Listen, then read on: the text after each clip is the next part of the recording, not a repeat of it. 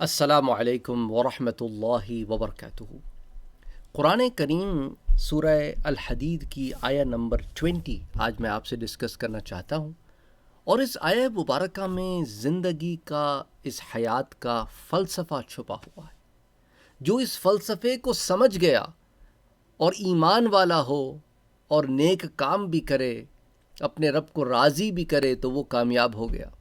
جو زندگی کے اس فلسفے کو سمجھ نہیں پایا اور یہیں کا ہو کے رہ گیا، یہیں پہ کھو گیا، تو اس نے اپنے آپ کو برباد کر دیا۔ آیہ مبارکہ کچھ اس طرح ہے: اعوذ باللہ من الشیطان الرجیم، بسم اللہ الرحمن الرحیم، اعلموا انما الحیاة الدنیا لعب ولهو وزینة وتفاخر بینکم وتکاثر فی الاموال والاولاد۔ اللہ تعالیٰ فرماتا ہے کہ جان رکھو کہ دنیا کی زندگی محض کھیل اور تماشا اور زینت و آرائش اور تمہارے آپس میں فخر و ستائش اور مال و اولاد کی ایک دوسرے سے زیادہ طلب خواہش ہے۔ یہ دنیا ہے۔ ایک عام انسان کے لیے جو ایمان والا نہ ہو، ان کے لیے دنیا کیا ہے؟ بس آئے ہیں، مزے کریں گے، موج کریں گے، have fun, it's a one time shot and let's dance and let's have parties and let's have fun and let's do all the things that you can do that you think is fun. آپ خود اس چیز کو بنا لیتے ہیں کہ یار چلو موج کرتے ہیں، مستیاں کرتے ہیں۔ وہ گناہ بھی ہوں تو کیا ہوتا ہے یار، جوانی میں اتنا تو چلتا ہے، زندگی میں اتنا تو چلتا ہے، عشق ہو، مشق ہو، محبت ہو، نین مٹکے ہوں، فیشن ہو، چاہے اس میں سطر چھپتا ہو کہ نہ چھپتا ہو، دوستیاں یاریاں ہوں، چاہے لڑکیوں سے بھی ہوں، کیا فرق پڑتا ہے یار؟ اٹس کالج لائف کا حصہ ہے یار، یونیورسٹی لائف کا حصہ ہے یار۔ جوانی میں تو گرل فرینڈس ہوا ہی کرتی ہیں، بوائے فرینڈ بھی ہوا کرتے ہیں۔ اس طرح کے جو مزاج ہے نا آج کل، مسلمانوں کا بھی ہو گیا ہے، سو کالڈ مسلمانوں کا بھی ہو گیا ہے۔ تو یہ تمام لوگوں کے ذہن میں کیا ہے، وہ اللہ بتا رہا ہے کہ انہوں نے دنیا کو کھیل تماشا سمجھ رکھا ہے۔ سمجھا ہے کھیل تماشے کے لیے آئے ہیں، اور سب اس دوڑ میں لگے ہیں کہ زینت ہو، آرائش ہو، اور آپس میں فخر کریں۔ پھر یار آپ کے بھائی نے تو BMW نکالی ہے یار، پتہ ہے نا، 700 سیریز، 1.5 کروڑ، 2 کروڑ، 2.5 کروڑ کی گاڑیوں پہ تفاخر کرتے ہیں ایک دوسرے پر، امپورٹڈ گاڑیاں منگواتے ہیں کروڑوں کی، باہر کے ملکوں میں آ جاتے ہیں تو پھر اچھی اچھی برانڈڈ گاڑیاں نکالتے ہیں۔ اب تو سب کی ہوا ٹائٹ ہوئی ہوئی ہے گیس کی پرائسز دیکھ کے، پیٹرولیم کہاں پہنچ گئی ہے جنگ کی وجہ سے۔ اب آپ جانتے ہیں BMW کے ذرا ایک دفعہ بھروا کے لے کے آئیں، پریمیم گیس، پتہ چل جاتا ہے جیب پہ کتنی بھاری پڑتی ہیں۔ اور اسی چکر میں لگے ہوئے ہیں سب لگے ہوئے ہیں۔ تو اللہ تعالیٰ کیا فرماتا ہے کہ آپس میں فخر کرتے ہو مال پر، فخر کرتے ہو اولاد پر، اور اسی کو تم نے دنیا سمجھ لیا ہے کہ بس یہی کچھ ہے، جو کچھ ہے بس یہی ہے، سارا کچھ ایسا ہی رہے گا۔ اللہ فرماتا ہے کہ مثل غیث اعجب الکفار، اس کی مثال ایسی ہے، کافروں کی اللہ مثال دیتا ہے کیا، کم مثل غیث اعجب الکفار نباته ثم یہیج فتراہ مصفرا ثم یکون حطاما۔ تو اللہ کہتا ہے کہ اس کی مثال ایسی ہے جیسے بارش، کہ اس سے کھیتی اگتی ہے، بارش آتی ہے نا، مٹی پر پڑتی ہے، نرم کرتی ہے، بیج ڈالتے ہو، اس کو پانی ملتا ہے، یہ جو بارانی فصلیں ہوتی ہیں، پھر یہ دریاؤں میں اور پھر مختلف نہروں میں، تالابوں میں، جہاں سے آپ پاشی کر کے تم فصلیں اگاتے ہو، بارش کا پانی آتا ہے نا ادھر بھی۔ تو برف پگھلتی ہے پہاڑوں پر سے، سردیوں میں پڑتی ہے، گرمیوں میں پگھلتی ہے، تو یہاں نیچے اس سے دریا، نہریں وغیرہ جاری ہوتے ہیں۔ تو بہرحال جب پڑتا ہے پانی تو پھر ہوتا ہے، اگتی ہے کھیتی، اور کسانوں کو کھیتی پھر بھلی لگتی ہے کہ لہلہاتے ہوئے کھیت ہیں، پھر وہ خوب زور پر آتی ہے، پھر اسے دیکھنے والے، تو اسے دیکھتا ہے کہ پک کر جو ہے وہ زرد پڑ جاتی ہے، اور پھر چورا چورا ہو جاتی ہے۔ یہ ہے نا زندگی کی مثال۔ جوانی آتی ہے، لہلہاتا ہے انسان، نعمتیں ملتی ہیں، اتراتا ہے انسان۔ کافروں کا یہی معاملہ ہے۔ تو پھر اس کے بعد مومنوں کا یہ معاملہ نہیں ہوتا. مومن کے معاملہ کچھ اور ہوتا ہے. اس کی نظر آخرت پہ ہوتی ہے, رب کی رضا پہ ہوتی ہے. وہ ان لہلہاتے کھیتوں کو دیکھ کر اس کی چکا چوند روشنیوں میں گم نہیں ہو جاتا. تو یہ معاملہ ایسا ہے کہ بارش ہوتی ہے, کھیتی اگتی ہے, نعمتیں آتی ہیں, بندہ ان نعمتوں میں گم ہو کے رہ جاتا ہے. لیکن پھر ایک وقت آتا ہے کہ یہ نعمتیں زرد پڑ جاتی ہیں اور پھر ختم ہو جاتی ہیں. زندگی کا چیپٹر کلوز ہو جاتا ہے. پھر کیا ہوتا ہے؟ وَفِي الْآخِرَةِ عَذَابٌ شَدِيدٌ. اور پھر یہ جو کافر ہے نا, یہ جو دنیا میں ہی کھو کے رہ گئے, دنیا ہی کے ہو کے رہ گئے, تو سنو آخرت میں کافروں کے لیے عذاب بڑا شدید ہے. دنیا میں وقتی طور پر تم دیکھتے ہو کہ بڑے اوپر چڑھ گئے ہیں, بڑا ڈھونس جماتے ہیں کہ دیکھو تمہارے پاس کیا ہے اور ہمیں دیکھو, ہمیں تو اتنی بلین ڈالر کی اکانومی ہے, ہماری تو اتنی امپورٹ ہے, اتنی ایکسپورٹ ہے, ہماری ریسرچ دیکھو, ہمارا یہ دیکھو, ہمارا وہ دیکھو. دنیا میں تو الگ قانون ہے کہ الیس للانسان الا ما سعی, کہ انسان جو محنت کرتا ہے اسے ملتا ہے. مسلمانوں نے محنت کرنی چھوڑ دی تو پھل نہیں مل رہے. جب محنت کرتے تھے تو دنیا پہ راج کرتے تھے کہ ابو علی سینا کی کتابیں یورپ میں 350 سال تک پڑھائی جاتی تھیں. آج ہی میں ایک ڈاکٹر صاحبہ کی ریسرچ دیکھ رہا تھا کہ انہوں نے بتایا کہ مسلمانوں نے 1000 سال پہلے سائیکیٹرک وارڈز بنائے ہوئے تھے پر افزا مقامات کے اوپر, اور وہاں پر جو ہے روحانی طریقے سے پیشنٹس کی ٹریٹمنٹس ہوا کرتی تھی, اور ان کی فیملی سے پیسے بھی نہیں لیے جاتے تھے کہ کسی کے اندر کوئی اس قسم کا وہ بھی پرابلم نہ ہو.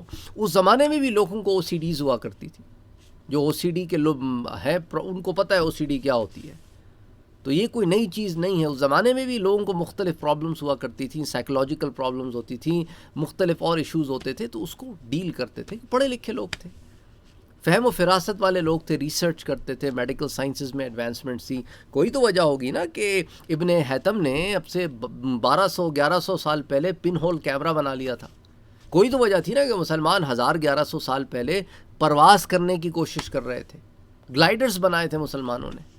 کوئی تو وجہ تھی نا کہ مسلمانوں نے الجبرا بنائی تھی. یہ تمام چیزیں ہیں کیونکہ اس وقت ان کا ایک ویژن تھا, ایک مشن تھا. ہمارا نہ ویژن ہے نہ مشن ہے.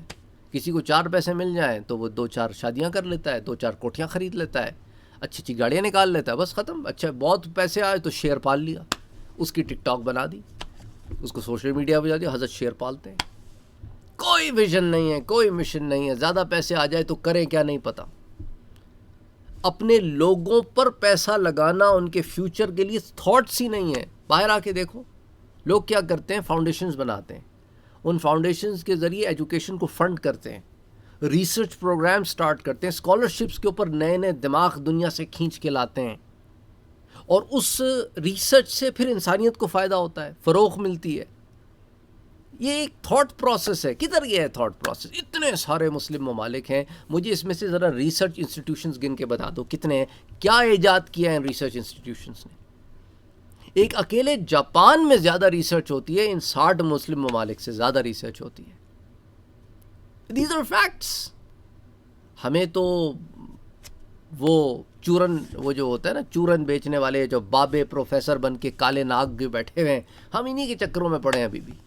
وہ کوئی کسی کو کالا پرندہ لا دو, کسی کو کالا بکرا لا دو, وہ بلی گزر گئی, پتہ نہیں بلی روئی شام میں, مغرب کے بعد جھاڑو نہیں دو.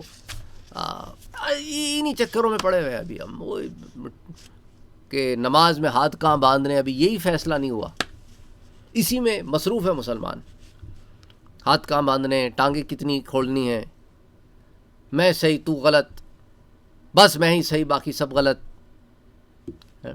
اسی میں الجھے میں, اور کوئی فکر ہی کوئی نہیں ہے. دنیا یہاں سے وہاں ہو جائے, ویژن نہیں ہے, مشن نہیں ہے. پھر ہم روتے بھی ہیں کہ ہمارے پاس کچھ نہیں ہے. سوچو تو صحیح, ہمیں تو پتہ ہی نہیں ویژن اور مشن ہوتا کیا ہے. جب بھی ہم کوئی آرگنائزیشن کھولی جاتی ہے نا, کوئی کارپوریشن کھولی جاتی ہے, کوئی کمپنی کھولی جاتی ہے, تو اس کا ایک مشن اسٹیٹمنٹ ہوتا ہے. میں نے کرنا کیا ہے, میرا مشن کیا ہے, اور اس مشن کو اچیو کرنے کے لیے میرا ویژن کیا ہے. اس ویژن کے تحت میں اپنے شارٹ ٹرم اور لانگ ٹرم گولز بناؤں گا. 1-3-5 ایئر پلان کیا ہے, 10-15 ایئر پلان کیا ہے. پلانس ہوتے ہیں نا کارپوریشن کے, بندے رہیں یا نہ رہیں, پلان چلتا رہے, مشن آگے بڑھتا رہے. پھر نئے بندے کو لے کے آئیں گے, نیا CEO, پریزیڈنٹ, بڑے پیسے جو لے کے آتے, کیوں لے کے آتے؟ اس کا ویژن مشن ہوتا ہے, وہ اس ویژن کو آگے لے کے چلتا ہے. کوئی کمپنی اٹھا کے دیکھ لو, فارچون 500, فارچون 100, اس کا کوئی مشن اسٹیٹمنٹ ہوگی, اس کا کوئی ویژن پلان ہوگا, اس کے کوئی گولز ہوں گے. ان کو پھر یہ ریوزٹ بھی کرتے رہتے ہیں, ماڈیفائی بھی کرتے رہتے ہیں. تو مسلمان کا بھی تو ایک مشن ہے اور ایک ویژن ہے. وہ جو مانگتے ہو کہ ربنا آتنا فی الدنیا حسنۃ وفی الآخرۃ حسنۃ وقنا عذاب النار. اللہ کو مصلی پر بیٹھ کے تسبیح پھیرنے والے نہیں چاہیے تھے صرف. مسلمان کو اللہ نے اسلام دیا complete code of life, not the complete code of مسجد. مکمل ضابطہ حیات دیا ہے, صرف مسجد کا ضابطہ حیات نہیں دیا کہ مسجد میں بیٹھے رہو جائے نماز بچھا کر, یہ نہیں بتایا. ایک عملی انسان بن کے سامنے آؤ, یہ پیغام دیا گیا ہے. اور اس عملی زندگی میں دین تمہارے فرنٹ میں ہونا چاہیے, پسے پشت نہیں. یہ یاد رکھو. اور یہ مسلمان پہلے پروف کر چکے ہیں دنیا کو کہ اسلام پر عمل کرتے ہوئے کئی سو سال تک انہوں نے دنیا پہ راج کیا ہے. تو یہ فلسفی بھی غلط ہے. وہ کہتے ہیں جی تم دینی چیزوں میں پڑے رہتے ہو, اس کی وجہ سے دنیا میں ترقی نہیں کر سکتے. وہ قومیں ترقی کرتی ہیں جو دین کو پسے پش ڈال دیتی ہیں. یہ فنومینا یورپ نے انٹروڈیوس کیا نا, ان کے فری تھنکرز نے, 200-300 سال پہلے, کیونکہ وہ اپنے تنگ ذہنی سے تنگ آئے ہوئے تھے. ان کے ہاں جو چرچ کی تنگ ذہنی تھی. لیکن اسلام نے تو شروع سے فری ہینڈ دیا تھا. یہ مسلمانوں کی کم بختی تھی کہ عیش و عشرت میں پڑ گئے اور آج تک پڑے ہوئے. 4 پیسے آ جائیں بس یہی ہوتا ہے شوق, جو میں نے آپ کو بتایا, شباب کباب عیاشیاں, بس اسی میں رہ گئے ہیں. That's it. میں اور صرف میں. دعاؤں سے اندازہ کر لیں آپ کی اور میں اپنی, ہم دعاؤں سے اندازہ کر لیں. ہم اپنے اور اپنے بچوں اور اپنے ماں باپ اور اپنے رشتہ داروں سے باہر دعا بھی نہیں کرتے کسی کے لیے. عید پہ جو امام صاحب دعا کروا دیں تو دعا کروا دیں.